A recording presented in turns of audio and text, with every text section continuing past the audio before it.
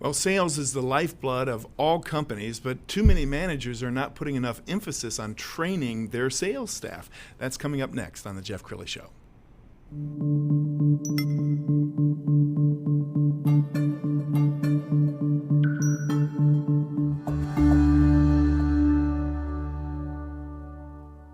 Many are predicting that the worst is yet to come, which is unfortunate, said one person here.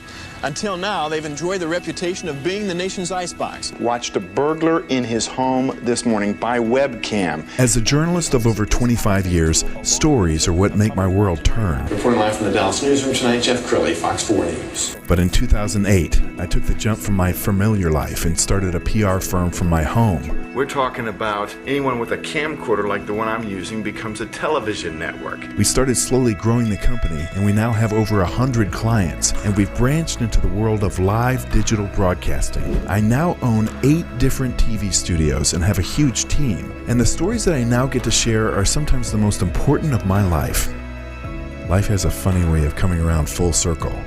This is The Jeff Crilley Show.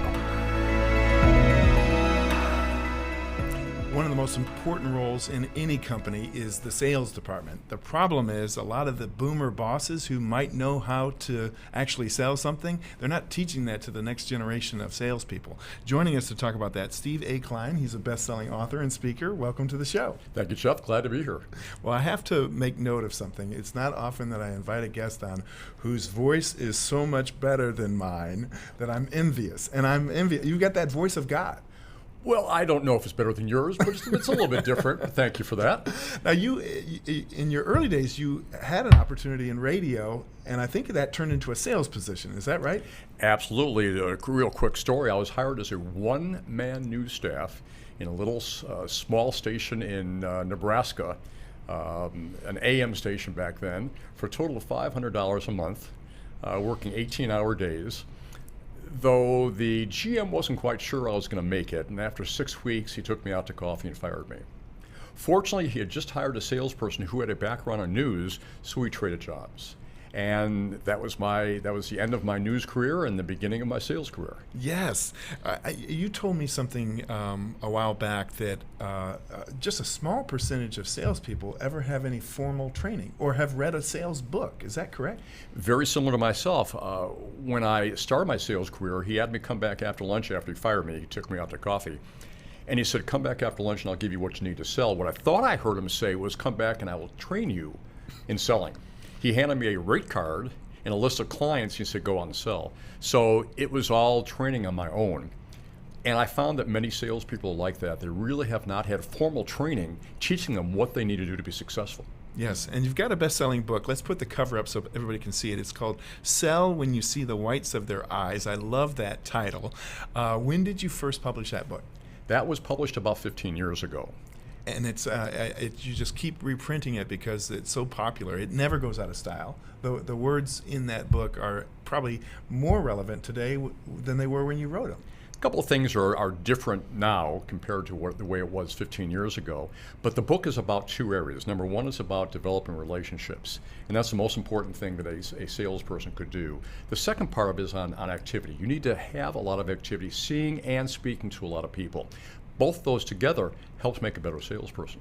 So in a situation like this, we've got a pandemic, we've got an economy that's going down.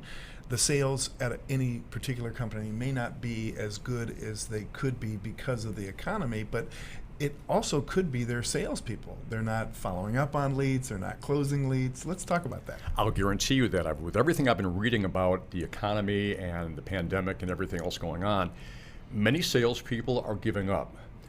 I do a keynote talk on being relentless, developing relentless performance. Within that, it's all about doing what you have to do to be successful. There is business out there. I don't care how bad the economy is, there's business out there.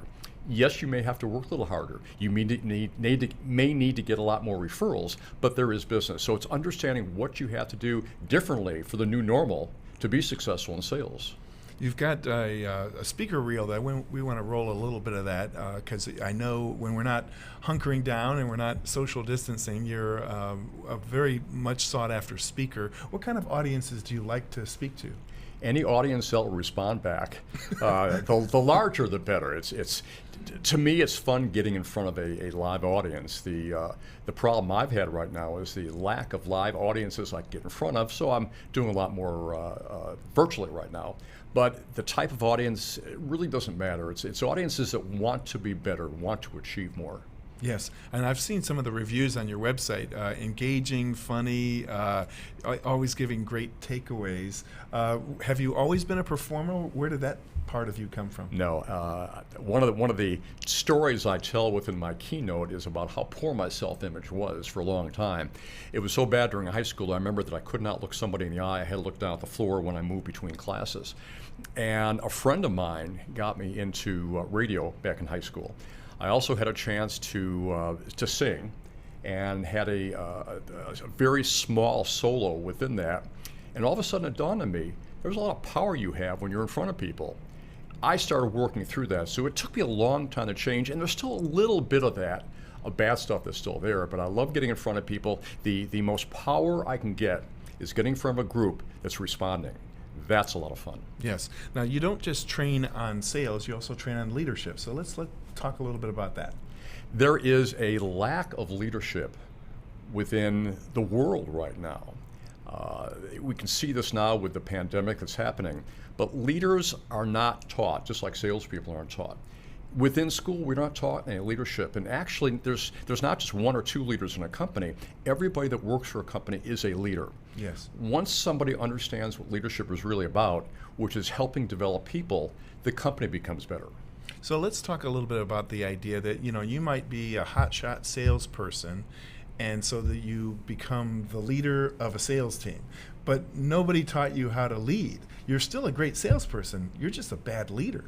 That's correct. Sometimes when you take that top salesperson and make them the sales manager, you've ruined your best salesperson.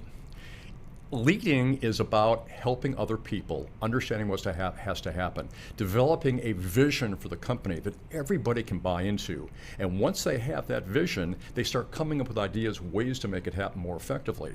It's also not telling people what to do, it's asking a lot more questions, finding out what they want to do, helping them make their own decisions, helping them find a way to make it happen, and guiding them along the way.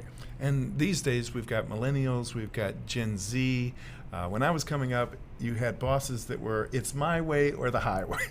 Well, that doesn't really play that well with young employees, does it? Oh, no, it doesn't. Matter of fact, with a number of specifically millennials that will trade jobs, that's why it's happening. Because they don't want to work for somebody that has their thumb on them the entire time. A great manager finds out what people want and helps them find a way to get it. That's very similar to selling. Because what you're doing is you're selling your employees. You're finding out what they want. And every single one is different. Everyone has capabilities. Everyone has potential. The other thing that managers need to do more often is to get their own training and then also push it down throughout the rest of the organization. And I'm sure you've trained a lot of young managers, so young managers who are leading employees that might be twice their age. And it doesn't really matter. It doesn't really matter, because when you are doing the right things for your people, when you're finding out what they want, those people will respond. And I don't care if there's an age difference of double either way, you will respond and you'll work for that person and do a great job for the company. Wow. Steve, you've been a great guest. We are absolutely going to have you back. We're going to put your website up so everybody can get in touch. It's steveaklein.com, the website, and get a hold of him for all your speaking and training needs. Steve, thanks for coming on the show. Thank you very much. I appreciate it, Jeff. You, sir. Okay, that's it for now. We'll see you next time.